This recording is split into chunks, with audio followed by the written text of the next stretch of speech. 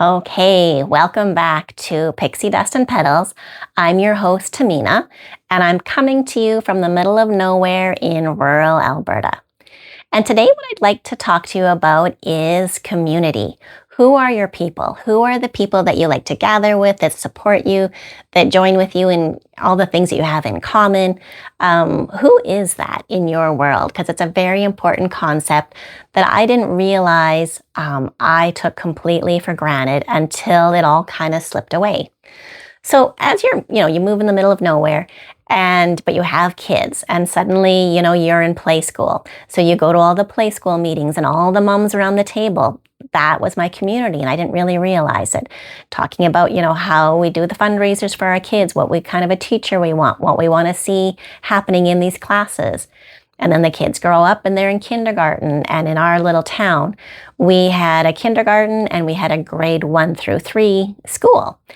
And so all the moms worked really hard to keep the schools run, the play school running, the kindergarten running, the school running.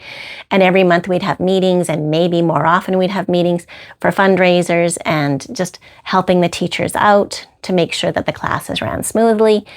But that was really a community because I was with a bunch of women who were like-minded and were having the same goals. And it was really neat. And then as the kids got older, they joined sports and hockey and all that kind of fun stuff. So we would drive half an hour to the next town to be in hockey. And while the kids are in practice, you visit with the parents and you get to know them. You drive hours to get to hockey games and you sit with the parents for all those hours when you get there while the kids are getting dressed, while they're playing, while they're getting ready to come home again.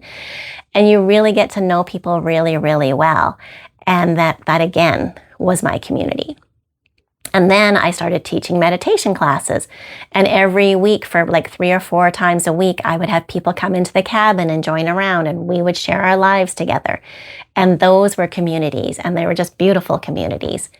And then life kind of happened. I guess COVID happened. My husband got sick. My meditation classes started getting smaller and smaller as life kind of shifted and changed all around me. And what I didn't realize was at that same time, that was my community, my sense of community was also slipping away. So there's different ways of looking at community. And for me, when I realized it was gone and I had taken it for granted and I've never really worked hard at it, I think it was in February, I was sitting around and I realized I was kind of feeling sorry for myself, thinking, well, gosh, where's my community? What am I going to do here? And then I realized that if I sit around waiting for my community to show up, they're probably not coming and that I'd have to do something about it, which gave me time to reflect on the different ways I've had community in the past. And then I was talking to my therapist about it, and she was talking about the loss of the third space. And that's actually a thing since COVID, that with people, isolating and groups changing and shifting and people staying home a lot more, that we're losing this thing called the third space. So the first space is your home, where you spend all of your sleeping time and your eating and all that. First space is your home. Second space is work and all the people that are in it. And the third space is everything outside of home and work. It's the people you gather with. Maybe it's book club. Maybe it's it would be the hockey moms. All these different things outside of you that you would go to join up. But community, it's something I've really reflected a lot on over the years on what exactly community is. And it was quite funny because when I started doing this meditation gig, I guess it would be 11 years ago. And then 10 years ago, I decided to have my very first meditation retreat. So here, right in Alliance, our tiny, tiny little town, I talked to all my students and I put it out on Facebook and everything else. And I created this retreat for a day at our hall. And lo and behold, in our tiny little hall, we got 130 people from surrounding communities to come to be part of our first retreat. And it was such an amazing day. So many incredible people, all just wanting to have a better life. And really, have you ever been in a group of 130 people that just want things to be better? There's nothing more magical than that. I can't even imagine anything being more magical. But the funny thing is, I went home and my husband always joked with me because I'd come home from class, whether it's from the cabin or wherever I was, I'd come home and I kind of float into the house and just feeling like my entire body, I couldn't even feel it. I just felt so relaxed and so content. And my husband would joke with how I come into the house a whole different person after I've taught a class. And I realized that was because I spent my time with the community that works for me. So we fast forward to this retreat I had 10 years ago, and so many amazing people. And I came home that night and I was floating around on cloud 9 to just be a part of something so amazing. And then I started thinking about it. I'm like, honey, but like, there was nobody actually there for my community. And he looked at me, he said, what do you mean? I said, there was nobody actually at the retreat from our town. They were from all the towns all around us. And my husband just looked at me very thoughtfully and he said, honey, those people that showed up today, they are your community. And I had to stop to think because he's right. Just because there's, some organizations going on in town, if I have nothing in common with them and I don't have any passion to be part of whatever projects they're doing, but I join for just the sake of being community, I'm not actually getting community out of it. I might be there as an extra set of hands that they need, another volunteer that they need, and that's fabulous. But if I'm not emotionally getting something out of the community, it's not my community. I hope that kind of makes sense to you guys. So community is something that kind of holds you. It's not a place. It's a sense of belonging. I think, that's exactly what I want to say. Community is a sense of belonging. It isn't a certain this or that. It isn't a certain place. And for me, this last winter, when I realized that my community all disappeared and I didn't really realize it, and sitting around feeling sorry for myself, realizing community wasn't going to come to me, I thought, what am I going to do about this? And so I thought about it all winter long, and I visited with a lot of friends over the winter, just having little, lunch dates here and there, kind of putting the pieces together.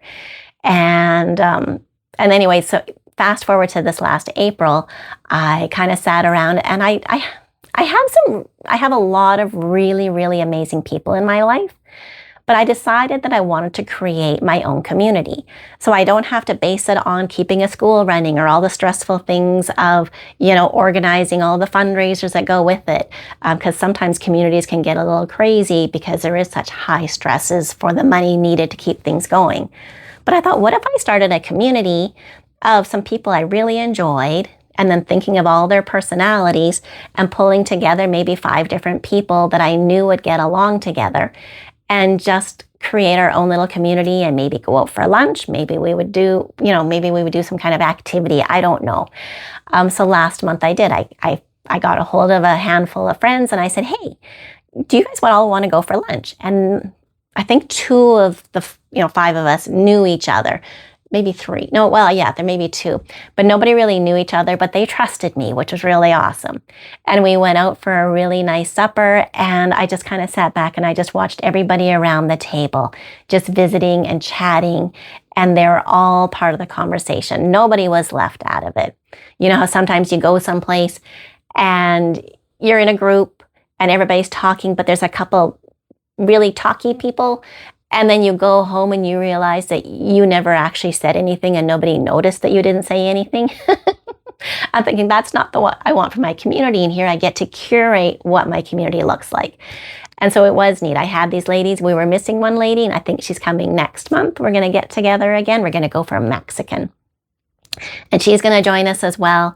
But it's just neat to listen to everybody's lives and, give our little tidbits here and there about our own lives and how they mesh, and maybe get some ideas of things that we wouldn't have thought of on our own. Or if one of us has something going on that's troubling us. But there's certain people you can talk to about things, but sometimes brainstorming with a group is really, really, really helpful and just really fulfilling to be part of something buzzing. So like I say, I kind of sat back and just listening to the buzz of the conversation and thinking, these are really good people. These are my people.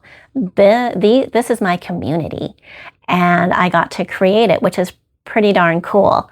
So, and I realized being in the middle of nowhere in rural Alberta, like I say, isn't different than living in the city, because you may not know your neighbors, but you do know some people. And it's just a neat dynamic to pull that all together. So anyway, I'm just going to look at my notes here to see if I forgot to say anything.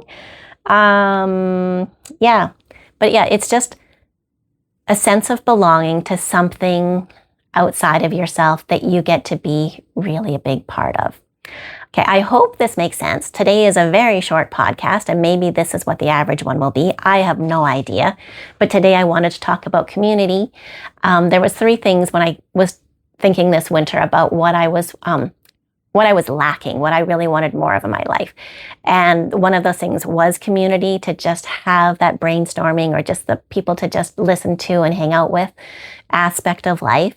The other thing is I make a really big point of going to visit a friend every week. Because when you do live in the middle of nowhere and you're a farm wife, you literally can stay at home and do nothing.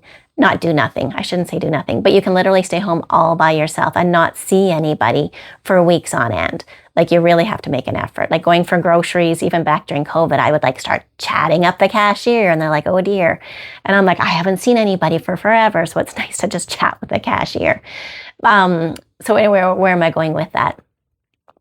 It's, yeah. So having friends, that was another big thing on my list, is I have to go out and see my friends, because it isn't easy driving out to the middle of nowhere to come visit me, but it's a lot easier for me to go out and visit them. So I will make a really big point of making a lunch date every week to visit with a different friend, to get caught up with them and just see what's going on in their world. That's really, really important to me. And the third thing I really found this winter was finding something that was just for myself. And I want to talk about that as well too. Because I'm really good at being available to everybody in my world for whatever they have going on, something that they are trying to accomplish, something they want to do. Maybe they have a problem. Maybe they just need some extra help. And I just really have enjoyed being available for everybody to help them out. But I think a lot of you can understand this too. We can really fill up our time just being available for everybody else. And at the end of the day, we weren't available for ourselves. So that's something I really want to talk about too, is how we carve out some time and some passion and some purpose for what we really want to do with our time as well. So, okay, guys, that is all I have to say today. I have done another meditation for you guys, and I think you can maybe see, I'm not sure which side of the screen. I guess we'll figure that out after this one. I will have the little thumbnail of the meditation here on the screen for you guys to click on if you want to meditate now. Maybe you want to meditate later. Maybe you don't want to meditate.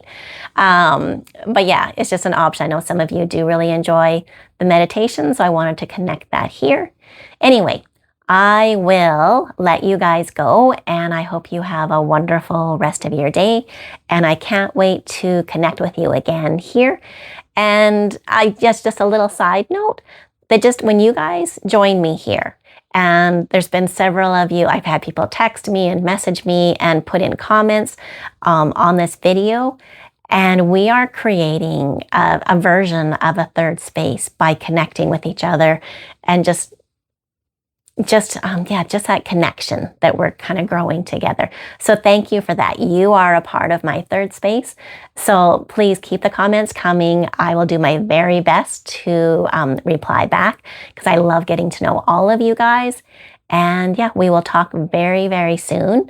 I have quite a few really cool guests coming up. I probably won't have them on my podcast for maybe 3 or 4 more weeks, because I've arranged all the appointments with them, but then I'll have to get those videos home and put them together for you guys to see. So anyway, I hopefully will be back next week with some little tidbit that I find really kind of cool and fun. And until then, you guys take great care of yourself. And I hope that, a little bit of pixie dust lands on your shoulders and you feel a little bit more sparkle this week. Okay, talk to you later.